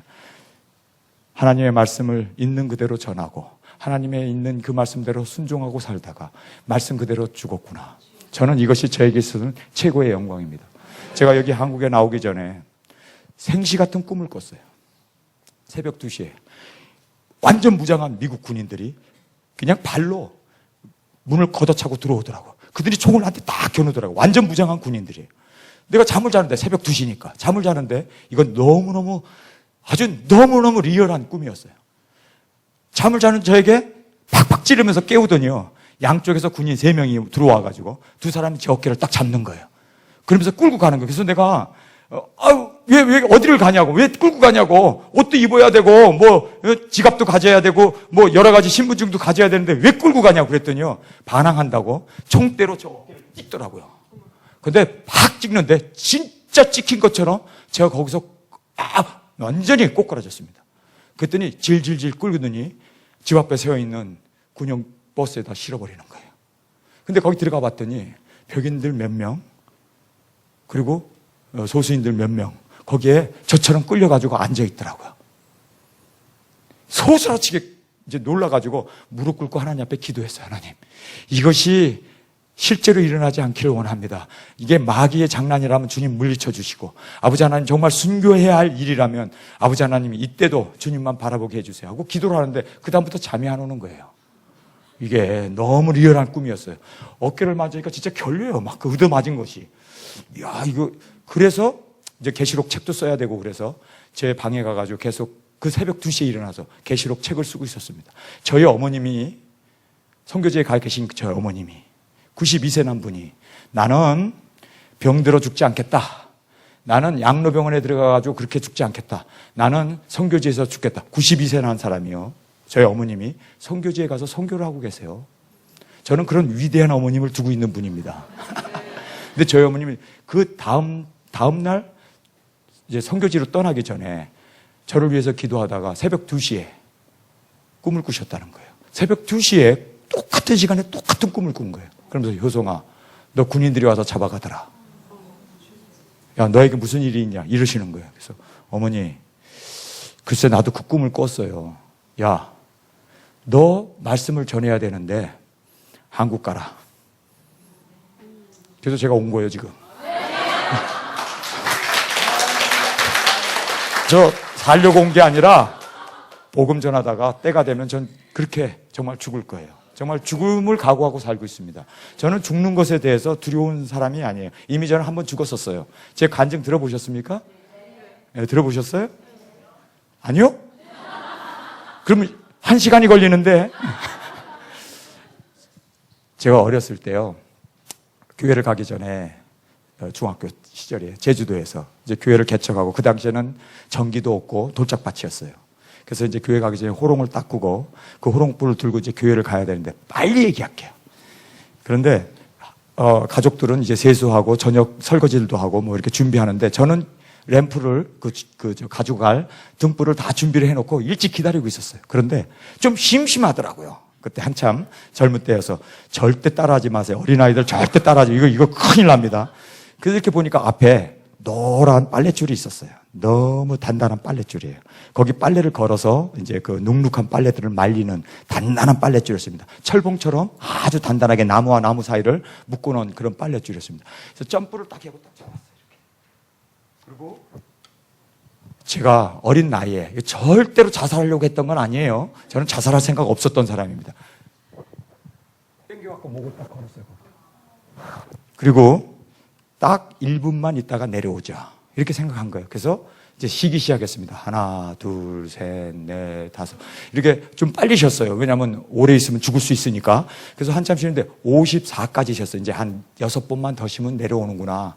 6번만 더 쉬자. 아이고 좀 힘들긴 하네. 아유 머리가 띵하네. 이제 이러면서 54까지 센 거. 이제 6번만 더 세면 된다까지만 생각나는데 정신을 잃어버린 거예요. 제가 거기서 목에 죽었습니다. 피가 머리로 올라가지 않고 숨이 멎혀가지고 얼마큼 시간이 지났는지 저는 몰라요. 내가 내 몸에서 싹 빠져나왔습니다. 싹 나와가지고 저를 이렇게 쳐다보면서 겁이 확 난 거예요. 얘 죽었네.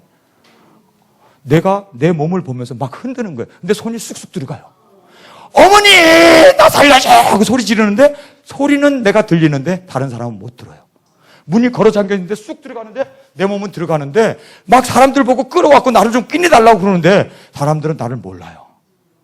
영이죠, 영. 나는 걸려있고 보니까 앞에 호롱이 있고 성경책이 있는 거예요.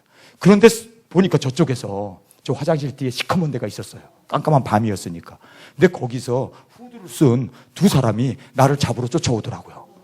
쫓아오는 거예요. 그러니 보면 무섭고 그래서 거기서 여러분 살아있을 때도 불러야 할 이름은 예수님이에요.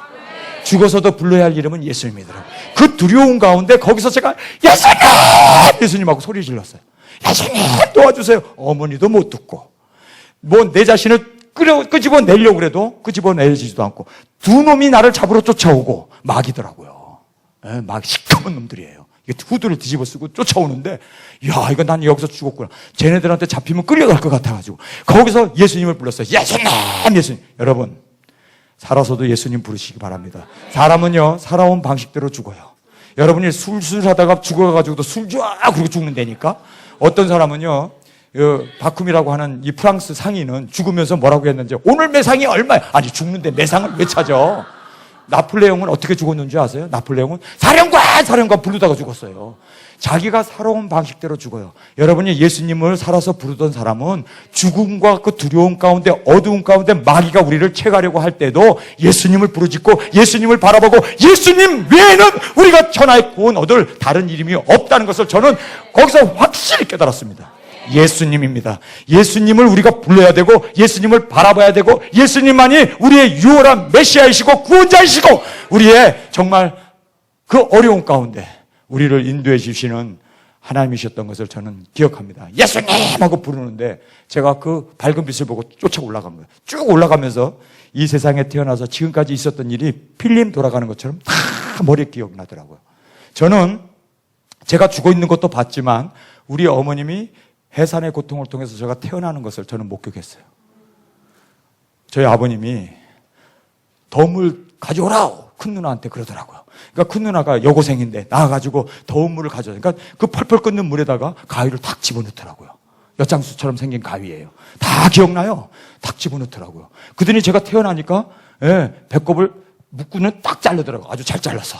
얼마나 잘 자르는지 하고 내가 울더라고요. 그 모든 거 다 봤어요. 어려서부터 내가 지금 13살이 돼서 죽을 때까지 일을 생생하게 기억합니다. 쫙 기억하면서 제가 거기에서 두 가지가 저의 머리 가운데 떠오르더라고요. 하나님 앞에 잘못하고 부끄러웠던 일. 주님 용서해 주세요. 내가 얼마나 부끄러운지. 그리고 또 내가 주님 앞에 예배 보고 하나님 앞에 이렇게 여러 가지 주의 일을 하고 했던 그 착한 일들을 생각이 나면 얼굴이 흐뭇해지고 제가 그걸 다 보면서 쭉 빨리 올라갔습니다. 드디어 천국에 딱 들어간 거예요. 천국이 아니죠. 낙원이죠. 바울은 그랬죠. 세 번째 하늘 낙원에 이르렀다고 그래서 제가 이제 낙원이라고 이제 그렇게 생각이 드는데 낙원에 딱 들어갔어요. 저희 할아버님이 오더니 너 일찍 왔다고 돌아가래요. 저희 외할머님이 일찍 돌아가셨거든요. 저는 외할머님을 사진으로밖에 본 적이 없어요. 근데 그 외할머니가 저에게 오더니 뭐라고 그러냐면요. 우리 굶주가 너가 일찍 와서 너무너무 슬퍼하니까 너 집으로 돌아가라는 거예요. 그래서 제가 막 거기서 울었어요. 나 여기 너무 평화롭고 좋고 행복한 곳이기 때문에 가게 하지 말라고. 나 여기서 살고 싶다고. 막 애원을 했어요. 그런데도 저희 외할머님이 금주라는 말을 자꾸 해요. 금주가 너. 그래서 나는 금주가 누군지 몰라요. 금주가 누구지? 그런데 우리 금주가 너 때문에 너무 슬피고 운다는 거예요. 돌아가라는 거예요. 그런데 예수님이 딱 한눈에 봐도 예수님이에요. 그분이 저에게 다가오더라고요. 그래서 제가 예수님, 왜냐하면 예수님 불렀다가 내가 여기 왔으니까 얼마나 감사하겠어요. 예수님하고 딱 품에 안겼어요. 그랬더니 예수님이 저를 딱 어깨를 잡으시면서 요송아, 일찍 왔다. 너 세상에서 내 입술이 되고 내 심장이 되어서 하나님의 말씀을 전하고 이 좋은 낙원에 많은 사람이 올 수 있도록 너가 내 입술이 되어야 된다. 그 사명 마치고 다시 오렴. 그러시더라고요. 근데 그때는 내가 거부를 못 하겠더라고요. 예수님 말씀 앞에는 거부를 못 하겠더라고요. 그래서 그냥 눈물 뚝뚝 흘리면서 예수님께서 저를 데리고 아까 올라왔던 그 문, 거기 환한 밝은 빛이 비쳤던 그 문으로 데리고 오더라고요. 그러더니 효성아 다시 보자. 딱 밀더라고. 아 하고 떨어지면서 빨랫줄이 딱 끊어져 갖고 제가 땅바닥에 팍 떨어진 거예요. 40분 만에 제가 살아난 겁니다. 그러고 나서는 이 세상에 살기가 싫은 거예요. 아니 내가 저기서 살아야 되는데 내가 왜 그래가지고 그냥 거기서 막 숨이 돌아오면서 가슴을 이 땅바닥으로 쳤기 때문에 피도 나고 코피도 터지고 막 거기서 땅바닥에서 막 얼마나 아픈지 몰라요. 왜냐하면 매달렸던 줄이 끊어져가고 그냥 심장으로 떨어졌으니까 땅바닥으로 그냥 곤두박질한 거예요. 그런데 거기서 제가 막 아파갖고 울면서 제가 다른 것 때문에 운 게 아니에요. 아파서 운 게 아니에요. 나 이곳에 오면 안 되는데, 저 좋은 곳에 그냥 살아야 되는데, 저 낙원에서 그냥 살아야 되는데 왜 내가 여기로 다시 와야 하는가. 너무 그것이 아쉽고 그것이 너무너무 안타까워갖고 내가 왜 여기 와야 되나. 살기 싫더라고요. 그런데 일주일가량 제가 그렇게 힘든 생활을 했습니다. 살기가 싫더라고요. 그런데 저희 어머님이 문을 더 크게 열더니 효성아 너 왜 땅바닥에서 뒹구냐? 그래서 이제 나오시는구나. 그래서 시계를 보니까 정확하게 40분 동안 제가 죽어 있었더라고요. 그래서 옷을 털고 호롱불을 들고 저희 어머님을 따라가면서 어머니 금주가 누구요? 그랬더니 저희 어머님이 소스치게 놀라는 거예요. 이 금주는 저희 어머님이 3살 때 전까지만 불렀던 이름이래요. 창씨 개명하면서 금주라고 하는 이름은 다시는 쓰지도 않고 숙자라고 이름을 개명하면서 저희 아버님도 남편도 모르는 이름이래요. 근데 너가 어떻게 금주를 아냐 그러더라고요. 그래서 내가 그냥 씩 웃었지. 씩 웃었지. 금주가 저희 어머님의 옛날 애칭이었구나. 3살 전까지 불렀던 저희 외할머님이 금주야 금주야 하고 불렀던. 그래서 우리 금주가 너가 일찍 오므로 너무 가슴 아프고 힘들어하니까 돌아가라고. 그런데 저는 이 땅에 와가지고 살면서 정말 이 세상 살기 싫더라고요. 저는 빨리, 여러분 구원받은 사람은 빨리 천국 가야 돼요. 근데 여기 왜 살고 있어 지금? 여기 왜 왔어? 빨리 천국 가야 되는데. 이유는요 단 한 가지입니다. 사명이 있기 때문에 우리가 이 세상에 사는 겁니다. 이 사명을 우리가 이 땅에서 그 사명을 감당해야 돼요. 우리 구원받은 사람들, 영생 얻은 사람들은 이 땅에 살면 살수록 손해예요. 하늘나라의 영광에 비하면 여기는요 100만 분의 1에도 미치지 못하는 정말 형편없어요. 여기서 좋은 거 암만 맛있는 거 먹어보고 암만 좋다고 해도 다 저 하늘나라에 비하면요 이거는 발뒤꿈치에 때만도 못해. 정말. 그런데 여기에 빠져가지고 저 영생을 놓쳐? 이거는요 믿져도 보통 믿지는 게 아니에요. 여러분 우리 계시록 이제 제가 설교를 마쳐야 하기 때문에 제가 여러분에게 우리 8장 말씀 한 번 더 살펴보고 계시록 마지막에 말씀을 살피고 마치도록 하겠습니다. 8장 3절에 또 다른 천사가 와서 제단 곁에 서서 금 향로를 가지고 많은 향을 받았으니 이는 모든 성도의 기도들과 합하여 보좌 앞 금단에 드리고자 함이라. 여기 보면요, 모든 성도라고 했습니다. 여러분 성도 맞습니까? 들림받을 성도 맞습니까? 그러면 다른 거 없어요. 여기에 그 기도들과 합하다는 말이 get together, 함께 해서 우리가 이제 개별적으로 기도하는 게 아니라 함께 모여서 주님 앞에 부르짖으면서 가슴을 치면서 주여 우리의 이 땅 고쳐주옵소서. 우리가 정말 중보의 기도 제목을 가지고 하나하나 주님 앞에 아뢰면서 기도하면서 합하여, 여기 보니까 합하여 보좌 앞 금단에, 보좌 앞에 있는 하나님의 그 보좌 앞 금단에 드리고자 함이라. 4절을 보면요, 여기에 왜 합하여 기도해야 하는지를 우리에게 설명해 주고 있습니다. 4절입니다. 향연이 성도의 기도와 함께 천사의 손으로부터 하나님 앞에 올라가는지라. 5절입니다. 천사가 향로를 가지고 단 위에 불을 담아다가 땅에 쏟음에 내성과 음성과 번개와 지진이 나더라. 여러분이 하나님 앞에 합심해서 모여서 기도하는 그 기도를 금접시를 가지고 천사가 직접 내려와 가지고 여러분이 드리는 그 기도를 담아간대요. 왜 그럴까요? 왜 우리의 지금 인류 역사상 이런 일은 한 번도 없었습니다. 근데 종말 시대에 정말 들림받을 성도, 하나님의 복음을 전하고 두 증인 역사를 하고 그리고 능력받아서 이 땅에 벌어지는 그 모든 재앙들이 벌어지기 전에 우리에게 천사가 내려와서 우리의 기도를 금 그릇에, 금 대접에 담아가지고 하늘나라로 가지고 올라가요. 왜 그렇습니까? 그 이유는요, 이제는 공중의 권세 잡은 자가 내려왔기 때문에 우리가 그냥 드리는 기도는 다 차단이 되고 맙니다. 다니엘이 혼자서 기도했죠. 그랬더니 공중에서 전쟁하느라고 늦게 왔다고 그러잖아요. 혼자 드리는 기도는 이제는 차단이 되고 맙니다. 공중에 이제 영적 전쟁이 벌어졌기 때문에 이제는 이 땅에 화가, 이 땅에 여러 가지 재앙들이 쏟아지기 때문에 왜 고요한 이 시간을 우리에게 합심해서 기도하라고 할까요? 우리의 기도는 천사가 직접 와서 담아가요. 이 기도는 확실히 응답됩니다. 우리 주위에 아직도 믿지 않는 여러분들의, 우리 교회에 아직도 깨어있지 못하는 그 성도들, 우리 자녀들, 우리 남편들, 아직도 정말 주님이 오실 날이 가까이 왔는데 세상 것을 쫓아가고 세상 것을 바라보고 세상 것에 완전히 한눈 팔고 있는 그들을 어떻게 합니까? 어떻게 해야지? 우리가 기도해야지. 깨어있는 사람이 기도해야지. 금대접에 와서 담아간다는데 그 영혼 어떻게 하냐고. 여러분만 천국 가겠어요? 여러분만 들림 받겠어요? 여러분만 정말 능력받고 두 증인 역사 하겠냐고. 그 영혼들, 불에 타 죽어가는 그 영혼들을 끄집어내야지. 그 끄집어내는 마지막 사역을 기도하는 자가 일꾼이 되고, 기도하는 자가 능력받고, 기도하는 자가 바로 보함을 받고, 기도하는 자가 주님 안에서 들림을 받는다는 것을 믿으시면 아멘 하시기 바랍니다. 그 기도의 시간을 우리에게 주시는 겁니다. 우리 계시록 20장 말씀입니다. 20장 11절에 언제 한번 기회가 되면 여러분과 함께 계시록 1장 1절부터 22장 21절까지 한 절 한 절 읽으면서 제가 쓴 교재와 함께 쫙 한번 지나면은 여러분 눈이 확 띄어요. 이번에 제주도에서 거기서 집회에 참석하시면 한번 손 들어보세요. 어땠어요? 눈이 반짝반짝하네. 이미순 우리 권사님도 갔다 오시고 여기 사역자들 정말 계시록 한번 쫙 들으니까요, 야, 가슴에 뻥 뚫리는 것 같지 않아요? 네.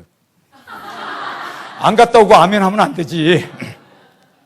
놀라운 하나님의 이 말씀에 도전을 받게 되고 정말 거기 가신 모든 분들이 들림에만 관심을 가졌다가 이제는 들림은 기정사실이고 그것보다도 더 죽음은 죽으리다. 정말 복음을 전하는 그 일에 두 증인 역사에 관심을 갖게 되고, 그리고 제가 가서 집회하는 곳마다 기도가 합심해서 드리는 이 기도에 모임이 시작됐습니다. 제가 필라델피아, 버지니아, 시애틀, 워싱턴 여러 군데를 다녔는데요. 다니는 곳마다 계시록을 강의하면서 이제 이 조용한 시간은 기도하는 시간입니다. 이 기도를 통해서 하나님이 여러분에게 능력을 주시고 여러분을 지켜주시고 그리고 여러분에게 보호해 주시고 들림받는 역사가 바로 이 시간에, 이것은 여러분의 선택입니다. 기도해야 삽니다.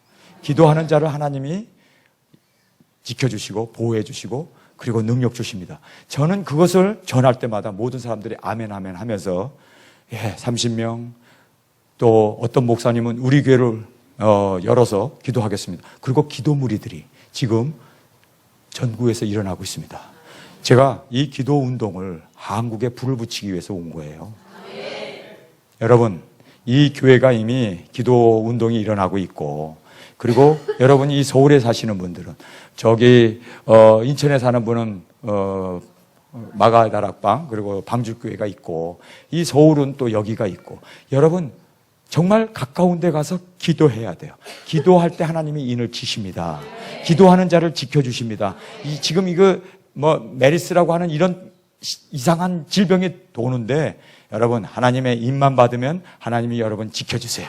뭘 걱정할 게 있습니까? 하나님의 인 받으면, 아니 메리스가 걸려갖고 막 죽어가면서도 들림 받으면 되잖아. 하나님이 지켜주시는데 뭘 두려워하겠어요? 하나님이 우리와 함께 하시면 두려울 게 없어요. 정말 하나님이 우리와 함께 하지 않는 것이 문제지, 기도하는 자와 함께 하십니다. 기도하는 자에게 능력 베푸십니다. 기도하는 자를 보호해 주십니다. 기도하는 자를 들림 받게 하십니다. 기도하는 자를 사명자로 쓰십니다. 자, 20장 11절에 보면, 또 내가 크고 흰 보좌와 그 위에 앉은 자를 보니 땅과 하늘이 그 앞에서 피하여 간데 없더라. 여기에 보좌에, 흰 보좌에 앉아서 심판하시는 하나님, 백보자 심판을 하나님이 이제 베푸십니다. 그래서 성경에 보면은요, 계시록에 어제도 있고 오늘도 있고 다시 장차 올 자라. 왜 하나님이 오시느냐? 예수님이 신랑 되신 예수님이 오셔야 되는데 왜 하나님이 온다고 하느냐? 하나님 와요. 왜 오시느냐면 심판자로 오시는 거예요. 그런데 이거를 잘못 해석해가지고 삼위일체에 막 혼돈을 갖고 오는데, 신랑 되신 예수님이 오시죠. 그러나 하나님도 오신단 말이에요. 왜 오십니까? 심판자로 오시는 거예요. 여기 백보자에 앉아 계신 이분은 하나님 아버지십니다. 그런데 그 백보자 심판 앞에 우리가 다 쓰게 되어 있어요. 여러분 기억하세요. 하나님께서 우리에게 이 5가지 장소를 마련해 주셨습니다. 5가지. 적으세요. 여러분, 저 인터넷에 제 설교가 나왔으니까 거기 들어도 되겠지만, 첫째는 낙원입니다. 우리 믿는 자들이, 성도들이 죽어서 가는 곳이 낙원입니다. 그리고 그 낙원은 거기에서 부활의 몸을 입기 전까지 그곳에서 머물러서 기다리는 곳입니다. 그리고 들림받은 사람들이 올라가는 것이 뭡니까? 장막, 하늘에 거하는 처소라고 되어 있습니다. 그런데 여러분이 한 가지 기억할 것이, 하나님의 나라라는 것이 있어요. 그 나라는 어떤 장소가 아니고 하나님이 다스리는 영역을 얘기하고 있습니다. 그래서 하나님의 나라는 여기 있다 저기 있다 말지니 하나님의 나라는 너희 마음에 있느니라. 그래서 예수님이 우리를 다스리는 그곳은 하나님의 나라예요. 아시겠습니까? 예수님이 나를 다스리면 내 마음에 천국이 이루어지고, 예수님이 우리 가정을 다스려 주시면 하나님의 다스림 가운데 우리 가정이 하나님의 낙원, 그러니까 가정이 낙원이 되고, 그 다음에 교회 안에 예수님이 다스리면 교회가 낙원이 되는 거예요. 그것은 하나님의 나라는 어떤 장소가 아니라 하나님이 다스리는 그 통치 영역을 강조한 겁니다. 그러니까 하나님 나라가 있고 낙원이 있고, 그 다음에 들림받은 사람들이 가는 하늘의 처소가 있습니다. 장막이라고 하는 하나님의 처소. 그건 낙원이 아닙니다. 그리고 나서 이 땅에 예수님이 재림하셔서 그 하늘의 장막에 혼인잔치했던 그 성도들과 함께 이 땅에 오셔서 이 땅에 천년 왕국이 이루어집니다. 그것이 4번째입니다. 천년 왕국이 끝난 후에 지금 계시록 20장은 여러분 그 위에 보면은 천년 동안 예수님이 다스리는 천년 왕국을 말씀하고 있어요. 천년 왕국이 끝난 후에 이제 11절에 보니까 백보자 심판이 벌어지게 됩니다. 11절입니다.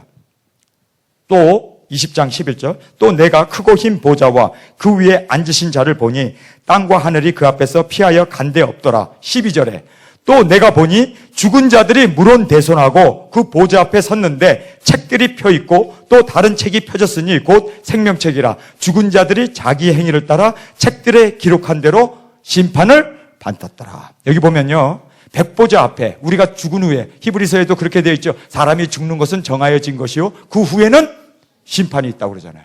우리가 죽어서 우리의 영혼이 낙원에 가 있어요. 그렇죠? 그 낙원에 가 있거나 또 장막에, 하늘의 장막에 거하고 있다가 예수님과 함께 천년왕국이 끝난 후에 모든 사람, 남녀노소, 물론대손하고 모든 사람들이 다 부활을 하게 됩니다. 부활을 하게 되어가지고 백보자 심판 앞에 서게 돼요. 근데 이 심판은 두 개의 책이 있었습니다. 그렇죠? 하나는 생명록, 하나는 선행록. 이것이 굉장히 중요한 말씀이에요. 우리가 죽은 후에 심판이 있는 것은 성경의 정확한 말씀입니다. 자, 보세요. 우리 앞에 두 개의 책이 있는데 선행록과 생명록이 있는데 13절을 보겠습니다. 바다가 그 가운데 죽은 자들을 내어주고 또 사망과 음부라고 하죠. 음부. 믿지 않는 사람이 죽어서 가는 곳은 음부고 믿는 자들이 가는 곳은 낙원입니다. 그 음부가 그 가운데 죽은 자들을 내어주매 각 사람이 자기의 행위대로 심판을 받고 사망과 음부도 불못에 던지우니 이것은 둘째 사망 곧 불못이라. 누구든지 생명책에 기록되지 못한 자는 불못에 던지우더라. 자, 우리가 죽으면 천국 가는 게 아니고 지옥 가는 게 아니에요. 천국 가고 지옥 간다면 부활은 언제 합니까? 언제 백보자 심판을 받습니까? 그러니까 우리가 잘못 용어를 사용하고 있는 거예요. 뭐 예를 들어서 천국 환송 예배, 천국 가기는 낙원에 가는 거죠. 아시겠습니까? 자, 우리가 천국에 갔다. 천국에 가 있는데 다시 이 세상에 나와가지고 부활의 몸을 다시 입어. 그리고 또 심판을 거쳐. 그리고 또 천국에 가. 그러면 천국은 들어왔다 나갔다 하는 곳이 아니잖아요. 지옥도 들어왔다 나갔다 하는 곳이 아니잖아요. 그러니까 이것이 잘못된 거예요. 성경에 보면 순차적으로 되어 있습니다. 죽은 자들, 음부에 간 사람들, 낙원에 간 사람들, 그리고 천년왕국에 있는 사람들도 다 부활해요. 다 부활을 합니다. 성경에 나와 있는 대로 모든 사람들이 다 살아나요. 왜냐하면 부활을 부인하면 기독교가 아니거든요. 그런데 천국 갔다 그러면 부활 부인하는 거예요. 천국 갔다 그러면 심판 부인하는 거예요. 그러면 안 돼요. 말씀대로 믿어야 합니다. 그래서 우리가 부활의 몸을 입고 백보자 심판 앞에 서게 돼요. 그런데 백보자 심판 앞에 두 권의 책이 있죠. 하나는 선행록, 하나는 생명록. 자, 여러분의 이름이 생명록에 기록됐는지 우리가 어떻게 알 수 있습니까? 알 수 있어요? 없어요? 없어요? 성경 자세히 읽어보세요. 없어요? 있습니다. 생명록에 내 이름이 기록되어 있는 것을 우리는 알 수 있습니다. 어떻게 알 수 있습니까? 예수님이 70인 제자들과 12 사도들에게 능력과 권세를 주었습니다. 그리고 둘씩 복음을 전하라고 이스라엘 방방곡곡으로 보냈습니다. 그들이 예수님의 이름으로 귀신을 내어쫓고 병자를 고치면서 엄청난 이적과 하나님의 나라를 전파했습니다. 기쁨으로 돌아왔을 때 하늘에 있는 마귀가 번개처럼 떨어졌다고 그래요. 엄청난 일이 벌어졌습니다. 기쁨이 충만해서 예수님에게 왔어요. 그랬더니 예수님이 너희들이 내 이름으로 귀신을 내어쫓고 병자를 고치고 이렇게 놀라운 일을 한 것 때문에 기뻐하지 말고 내 이름이 생명록에 기록된 것을 인하여 기뻐하라. 생명록에 내 이름이 기록되어 있는 걸 어떻게 아냐고요? 여러분이 생명을 가진 자는 생명을 낳습니다. 근데 내가 예수를 믿으면서도 한 명도 전도 못했다면 여러분 생명록에 이름 없는 거예요. 구원 못 받았기 때문에 전도하는 것이 불가능한 거예요. 여러분이 생명을 가진 자는 생명을 낳는 것은 자연스러운 겁니다. 우리가 성년이 돼가지고 자라가지고 결혼하면 자식을 낳아요. 이것은 우리의 자연스러운 생리입니다. 그런데 내가 예수님을 믿고 한 명도 전도하지 못했다. 그러면 그거 가짜 믿으며 생명이 생명을 낳아야 되는데 그래야 내 이름이 생명록에 기록되어 있는데 지금 한국에 있는 많은 기독교인들이 전도 한번 못 해보고 다른 사람 한 명 생명 하나 살려보지도 못하고 그러면서도 나는 구원받았다고? 여러분, 그거는 생명록에 기록되지 않은 겁니다. 전도해야 돼요. 복음을 전해야 돼요. 전하는 것은 우리에게 있어서 생명 가진 자의 구원을 받은 자들에게 있어서의 뭡니까? 자연스러운 활동입니다. 정말 내가 구원받았다면 전하지 말라고 해도 전할 수밖에 없어요. 왜냐하면 이것이 너무너무 귀하니까. 이 생명이 너무너무 귀하기 때문에 전하지 말라고 해도 전해요. 전할 수밖에 없어요. 그냥 놔두면 지옥 가는데 저 지옥 가는 저 영혼을 바라보면 눈에서 눈물이 안 납니까? 가슴에서 안타까움이 안 생깁니까? 정말 예수님께서도 너희 이름이 생명록에 기록된 것을 인하여 기뻐하라고 하신 그 말씀 그대로 우리가 전도해가지고 어떤 영혼 하나가 예수 믿고 돌아오면, 야, 내 이름이 하늘나라 생명록에 기록됐구나. 이것이, 그래서요, 한약중 받은 자는 한약중만 남기면 돼요. 두약중 받은 자는 두약중만 남기면 돼요. 세약중 받은 자는 세약중 남기면 돼요. 한약중 받고 남겼나요? 못 남겼나요? 못 남기니까 어두운 게 쫓겨나가지고 이를 갈며 숲이 운다고 그러잖아요. 여러분, 지금까지 못 남겼으면 이제 남겨야 돼요. 여러분이 남기기 전에 정말 나는 구원받았나? 정말 예수님께서 나를 위하여 십자가에 죽어주신 그 구원의 그 능력과 나를 사랑하시고 천하보다 귀한 내 영혼을 구원하시기 위해서 예수님께서 십자가에서 죽으시면서 그 모든 희생을 치른 것. 저는 오늘 아침에 방주교에서 설교하면서 이런 설교를 했어요. 바울을 위해서는 예수님이 10번 죽었습니까? 나를 위해서는 예수님이 5번 죽었습니까? 아니에요. 모든 사람을 위해서 예수님이 단 한 번밖에 안 죽었어요. 근데 바울은 그 한 번 죽은 것 때문에 이 사람은 완전히 미쳐버린 거예요. 자기 생명을 조금 더 귀한 것으로 여기지 않냐고 그렇게 그 자기에게 주신 용서해 주시고 구원해 주신 그 진리와 생명을 목숨 다해서 남겼잖아요. 그렇지 않습니까? 그러면서 바울이 뭐라고 합니까? 내가 전도해서 너희들이 교회를 세우고 너희들이 예수 믿고 돌아온 너희들이 나의 면류관이라고 그러잖아요. 여러분, 하늘나라에 가면 여러분 면류관 없으면 어떻게 해요? 부끄러운 구원? 아니, 구원 한 사람도 못 시켰다면 여러분은 내가 정말 구원받았는지를 의심해야 된다니까요. 제 얘기가 아니에요. 정말 나는 구원을 다른 사람에게 단 한 사람이라도, 단 한 사람, 여러 사람 생각할 거 없어요. 받은 대로 남기면 되니까. 단 한 사람이라도 구원했는가? 정말 신중하게 물으면서 없었네. 그러면 여러분 가짜 믿음이요. 생명록에 여러분 이름 없기 때문에 전도를 안 한 거예요. 생명을 못 살린 거예요. 정말 구원받은 사람은 남길 수밖에 없는 것이 우리 성도의 생리입니다. 갑자기 다들 심각해지네. 난 성경 얘기했어. 성경 얘기한 거예요. 여러분, 그래서 때를 얻든지 못 얻든지 전해야 되잖아요. 그래서 내 생명록에 내 이름이 기록돼 있어야 돼요. 그 다음에 선행록 있잖아요. 선행록. 그런데 보니까 계속 선행록을 예수님이 하나님께서 우리를 심판하시면서 뭐 상주 좀 주고 싶어갖고 한 페이지 한 페이지 넘기는데 이거 계속 죄만 나와. 여러분 이러면 되겠어요? 정말 우리의 선행록이 있을 때 잘했다. 너 참 잘했구나. 칭찬을 받아야 되지 않을까요? 나쁜 것만 계속 적혀 있으면 어떻게 하겠습니까? 그런데요, 이 선행록에 나쁜 내 기록을 지울 수 있는 유일한 길을 요한은 우리에게 말씀해 주었습니다. 우리 요한 1서 1장을 다 찾아서 마지막으로 이 부분을 읽고 우리 통성으로 기도하는 시간을 갖기를 원합니다. 지울 수 있는 유일한 길. 요한 1서 1장 8절부터 제가 여러분에게 읽어드리겠습니다. 만일 우리가 죄 없다 하면 스스로 속이고 또 진리가 너희 속에 있지 아니할 것이요.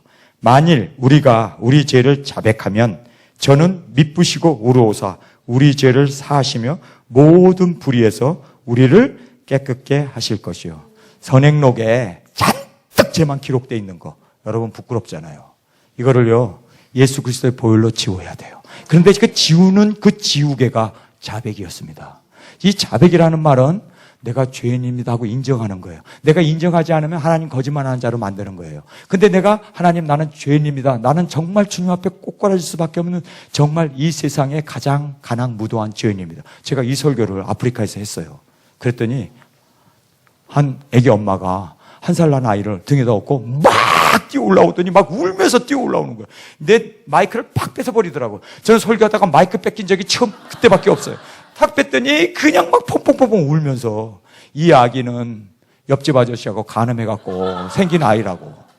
여러분 거기에 남편도 있었고 시댁 식구들도 시어머니도 있었어요. 나는 이 사람 이거 큰일 났네. 그래가지고 제가 옆에 있는 그 사회 보는 목사님에게 그 흑인 목사님 아프리카에서 있었으니까 저 마이크 빨리 뺏으라고 저 전기 꺼버리라고 저거 마이크 소리 나오지 않게 하라고. 왜냐하면 저는 너무너무 이 사람 사실 남편한테 이런 충격적인 얘기를 했으니 이 아이가 옆집 아저씨하고 간간해갖고 간음해갖고 난 아이라고 이렇게 고백을 해버렸으니 얼마나 저로서는 민망하겠어. 이거 큰일 났네.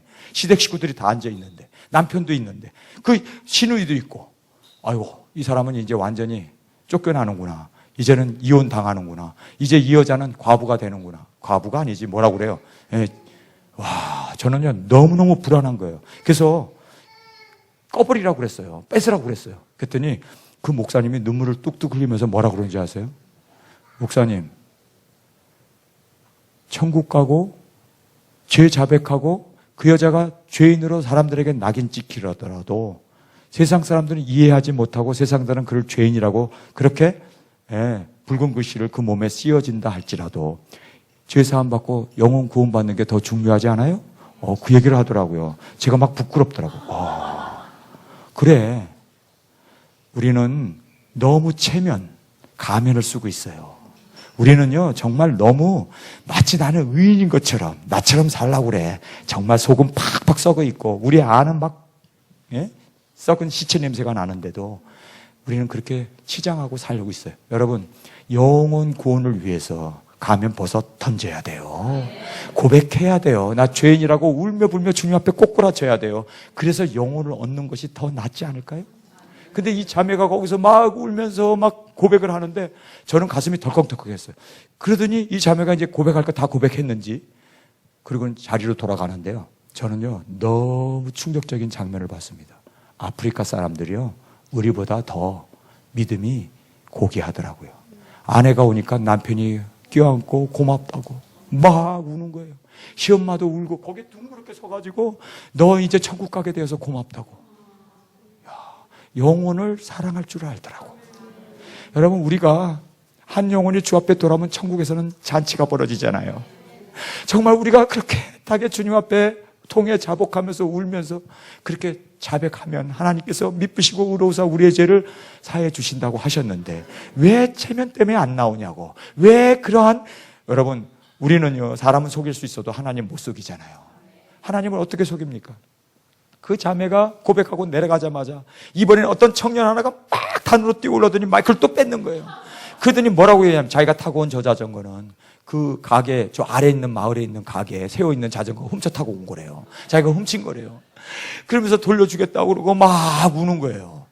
여러분, 저는 그런 걸 이렇게 보면서 오히려 이들이 우리보다 정직하구나. 우리는 빤질빤질해가지고 죄인 그러면 이 사람 죄인이지 저 사람 죄인이지, 자기가 정말 실제적으로 죄인이면서 그렇게 고백하지 못하는 우리의 안타까운 모습을 보면서, 여러분, 생명록에 여러분 이름이 있습니까? 전도한 사람입니다. 여러분의 선행록이 깨끗하게 모든 죄가 이제 지워지고 선행록만 아름답고 주님 앞에 귀한 일들만, 착한 일들만 쫙 기록되어 있습니까? 그러기 위해서는 죄를 지워야 돼요.